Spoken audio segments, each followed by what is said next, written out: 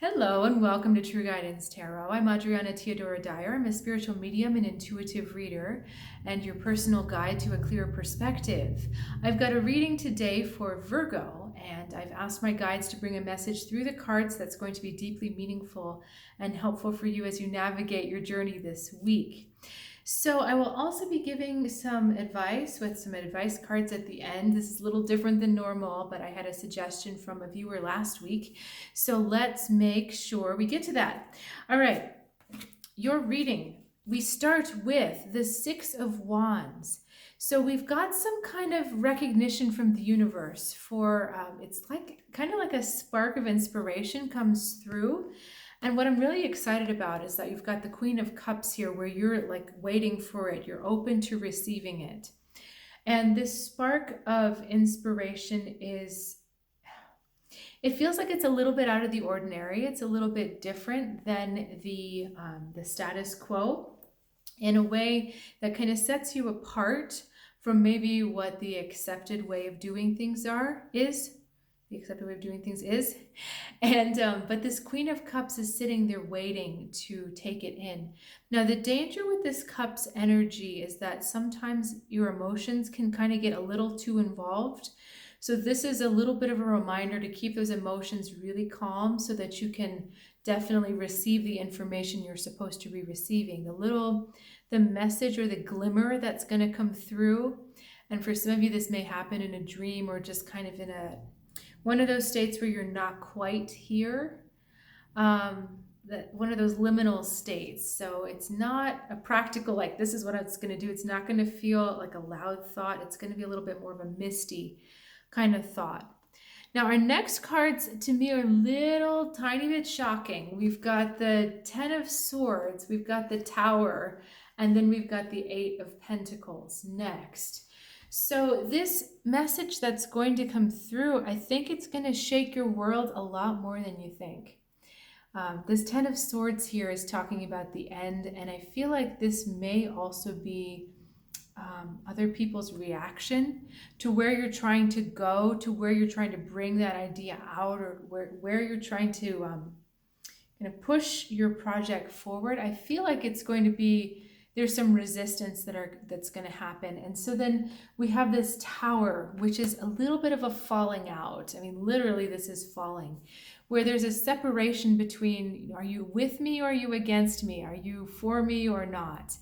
And sometimes that dynamic can play out in the world between you and other people. But sometimes I'm also talking about an internal dynamic. So whatever this message is coming to you, there may be part of yourself that is also resisting it, saying, I don't want to do this. And it creates a line within you where, are we going to move forward in this new way? Or are we going to just stay the way we've been? So it's a little bit of an internal fight as well. And what's interesting is this spark that comes from the universe, this light of the moon. Then we see the light of the lightning here.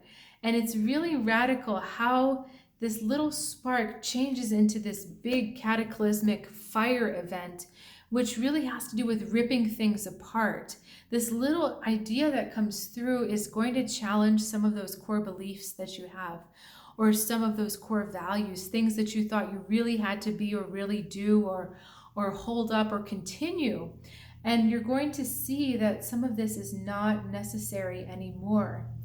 And it's gonna actually, strange, I'm getting the feeling like this is a little bit staged. Like it's almost like the universe sets you up for this. Like a little bit of a tantalizing thing, and then all of a sudden you find yourself in the middle of a forest fire and you're like, how did I get here? But the universe is trying to help you do this, because some of that heat, that spark, that flame energy gets translated into this Eight of Pentacles energy, where it is channeled into something constructive. So rather than it being something that divides people and creates all this conflict in your ego, it's something that actually now becomes part of your strength, something that you can make. He's making little pentacles out of molten metal. So And I watched a whole program on blacksmiths for the last 2 days, so this card is kind of screaming at me. But it's understanding how to channel that idea into something that is practical, into something that can be replicated, and using that light to create something that's very useful. So again, when I was talking back here about the glimmer of your project being something useful, something that you can incorporate into whatever your project or your process is, that's where we're going to end up. And they're not wanting you to stay in the drama of these two cards where everything is pulled apart and everything is just kind of like, everything's falling to pieces around you. They're saying, put that knowledge, you need to go this particular direction, put that to constructive use and get some real practical stuff done. So let's move on to your advice cards because, I think for you, they actually continue the story. We have Cancer, the King of Cups facing this way, and Strength, the Leo energy facing this way. So you can kind of see these two forces at odds with each other. But the stronger message is that you have to take a stand and again, use that light, all this light here constructively. This card is really complicated. And all that emotional stuff turns into these creatures that becomes kind of a mess. And they don't want you to take that all in. I mean, yes, you have the presence of emotional stuff going on, like what happens with this tower. But they're saying this is all about light, the Leo energy, this strength. And I know this is a Virgo reading, but this is about the strength and the light and the sense of purpose that this strength and the Leo energy have together. This is about stepping out in your own direction in a practical way, in a way that's constructive and beneficial. So, it does take a little standing your ground, right? And it takes standing your ground against the emotions of yourself as well as the emotions of the other people. But that's what you're being asked to do this week.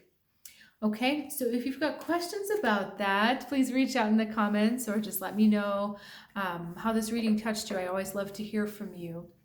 And you're welcome to also check out my website, trueguidancetarot.com. I love doing these group readings, but the one-on-one readings I also find really fun. A special light kind of comes through for that. So if you're looking for something or you know someone who is, please just check out the website, see if it resonates with you. And I'll see you next time on True Guidance Tarot.